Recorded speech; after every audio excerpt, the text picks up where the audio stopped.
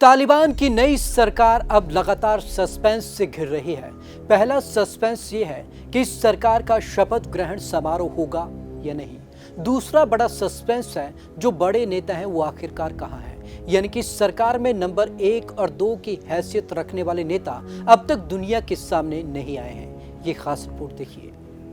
तालिबान ने 15 अगस्त को काबुल पर कब्जे के साथ ही हुकूमत कायम कर ली। एक हफ्ते पहले सरकार का भी ऐलान कर दिया। इसका शपथ ग्रहण समारोह होगा या नहीं, कब और कैसे होगा, ऐसे तमाम सवाल लोगों के जहन में हैं। इसमें सबसे बड़ा सवाल यह है कि तालिबान के बड़े नेता कहां हैं और ये दुनिया के सामने क्यों नहीं आ रहे। हबीबुल्ला अखुंज़ादा को सुप्रीम लीडर घोषित किया गया था और मुल्ला अब्दुल गनी बरादर को डिप्टी प्राइम मिनिस्टर। ये दोनों ही अब तक कहीं नजर नहीं आए हैं। बरादर ने 2 दिन पहले 39 सेकंड के कथित ऑडियो टेप के जरिए खुद के सेहतमंद होने का दावा किया था। अब इस टेप पर भी सवालिया निशान लगने लगे हैं। सवाल उठना लाजमी। मीडिया रिपोर्ट्स में तालिबान के अंदर जारी उठापटक को लेकर रिपोर्ट पब्लिश की गई है। इसके मुताबिक आमतौर पर किसी भी देश में सरकार के ऐलान के साथ ही नेता दुनिया के सामने आते हैं, मीडिया से बातचीत करते हैं, लेकिन अफगानिस्तान में ऐसा नहीं हो रहा। लोग जानना चाहते हैं कि तालिबान नेता कहाँ हैं, उनका क्या पता है, वो दुनिया से नजरें क्यों नहीं मिला रहे। तालिबानी प्रवक्ता भी सवालों को टालने की कोशिश कर रहे हैं और अगर जवाब भी देते हैं तो बेहद कमजोर होते हैं। बरादर जिंदा है या मारा गया।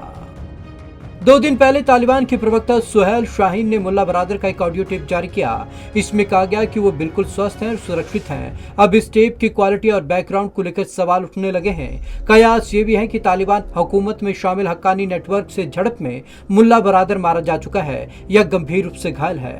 दावा है कि तालिबान और हक्कानी नेटवर्क के बीच यह झड़प सरकार के ऐलान से ठीक पहले हुई, यानी मामला पिछले हफ्ते का ही है। बयान भी मुल्ला के असिस्टेंट ने जारी किया था। ऑडियो टेप महज 39 सेकंड का था। हबीबुल्ला भी गायब। सुप्रीम लीडर हबीबुल्ला अखुंज़ादा के बारे में तालिबान ने कहा कि सुप्रीम लीडर अखुंज़ादा जल्द ही दुनिया के सामने आएंगे, लेकिन 15 दिन पहले दिए गए बयान के बावजूद वो अब तक नहीं दिखा। रिपोर्ट के मुताबिक अखुंज़ादा भी या तो मारा जा चुका है या फिर गंभीर रूप से बीमार है। अगर ऐसा नहीं है तो अब तक सामने क्यों नहीं आया। कतर की राजधानी दोहा में भी उसका अता पता नहीं था। अखुंज़ादा 2016 में तालिबान का सरगना बना था। 5 साल में उसका कोई बयान किसी भी रूप में सामने नहीं आया। पिछले साल खबर आई थी कि अखुंज़ादा काफी बीमार था और उसकी मौत पेशावर में हुई। सवाल ये भी बहुत बड़ा। अमेरिका और तालिबान के बीच समझौता कतर की राजधानी दोहा में हुआ था। मुल्ला बरादर तालिबान के प्रतिनिधिमंडल का नेतृत्व कर रहा था। माना जा रहा था कि वो ही प्रधानमंत्री बनेगा, लेकिन ऐसा हुआ नहीं।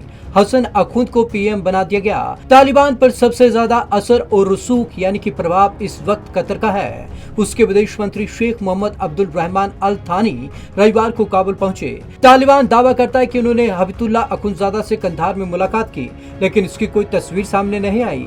बाकी सब तो छोड़िए, तालिबान प्रवक्ता ने इस मुलाकात की पुष्टि तक नहीं की, जबकि कतर ने यात्रा की आधिकारिक जानकारी दी थी। इतनी पर्दादारी क्यों?